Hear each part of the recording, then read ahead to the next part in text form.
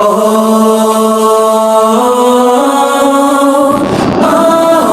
waters that flow across Africa are the lifeblood of the continent, carrying with them the stories of countless cultures, and sometimes they trigger the most tender imaginations, giving birth to stories that are as beautiful as they are powerful. One such story is that of the West African Marine Science Symposium, the WAMSS. Our ocean is connected globally. We're all connected by ocean, whether we live on the coast or we live inland. There is really need of us to sit together as stakeholders and to start to explore sustainable financing mechanisms for the programs that are building capacity for young people, because at the end of the day, when we speak of the early ocean career scientists, we speak about one of the largest population in Africa. We are in one space. What I do on land ultimately affects the marine life, and whatever happens to the ocean has an impact on the land. The first ever WAMSS was a resounding success. But great stories such as WAMSS are like seeds. They bloom from somewhere or someone, and somewhere in Africa, Accra in Ghana to be precise, grew up a little girl, Edem Mahu.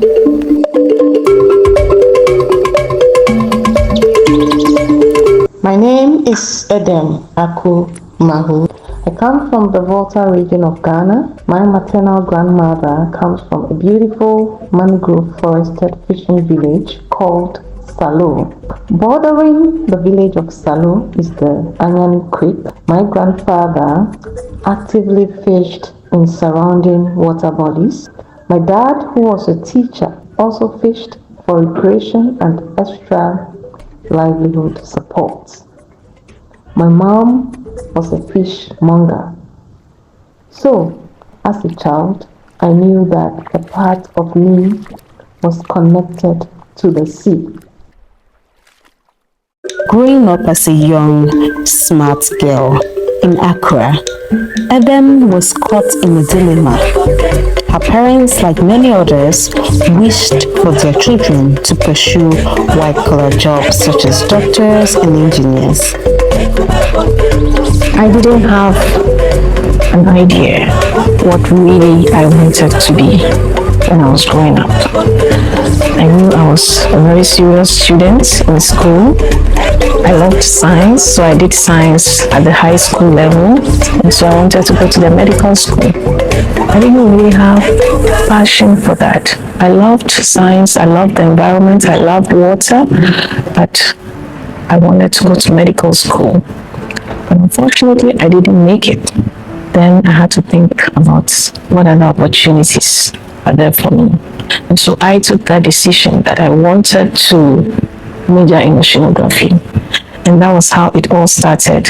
You know, the plastics that are found in the environment, when you leave them there for a while, they break down into very tiny pieces of plastics. You see what is on the screen called microplastics. I started the program and I realized that my interest for that was stronger than if I had gone to do medicine. Deciding to do that also came with a lot of problems because my family got disappointed in me. They thought that I was just going to waste my time in school, and I don't blame them. I'm a lecturer now. I have seen students who come to me and say that my parents don't like this program, and I get parents calling me that is there a way we can change our kids program to something better. So it came with its own challenges, but that even motivated me more to do better and to prove to, especially my family, that I can do oceanography and still excel. There's nothing more powerful than a child inspired by a cause, because that inspiration has the potential of changing the world. Many young people face similar challenges when it comes to choosing a career path in the field of oceanography. The lack of ocean science in school curriculums at the early stages widens the gap of ignorance on ocean science. However, Edem's passion for the ocean was too strong to ignore. She took a chance and pursued her dreams. And today, she is a leading marine biologist, creating learning opportunities for young people to explore the science of the ocean, especially among kids who remind her what it's like to be little but with a big dream. Nobody teaches oceanography, marine science from the primary level all the way to the high school level. Ocean science is not in our syllabus, it's not in our career. So you are taught environmental science, but ocean science is missing. And so you only get to do ocean science when you get to the second year at the university, and if you want to major in that. Recently we launched the first marine science fan club in Ghana. The whole idea is we want to replicate this in other schools, so we'll go there, talk to kids and get them inspired about ocean, and also get them to develop empathy for the marine environment. I never had that opportunity, and so I feel like I need to give that opportunity to kids. I need to let people know about the ocean. We hope that some of them would decide to pick up a career in ocean science as they grow. If little Edem Mahu didn't take a chance at fulfilling her dreams of being a marine biologist, perhaps WAMSS as we know it wouldn't exist today. Through WAMSS, Edem aims at galvanizing actions all across West Africa. Ocean protection.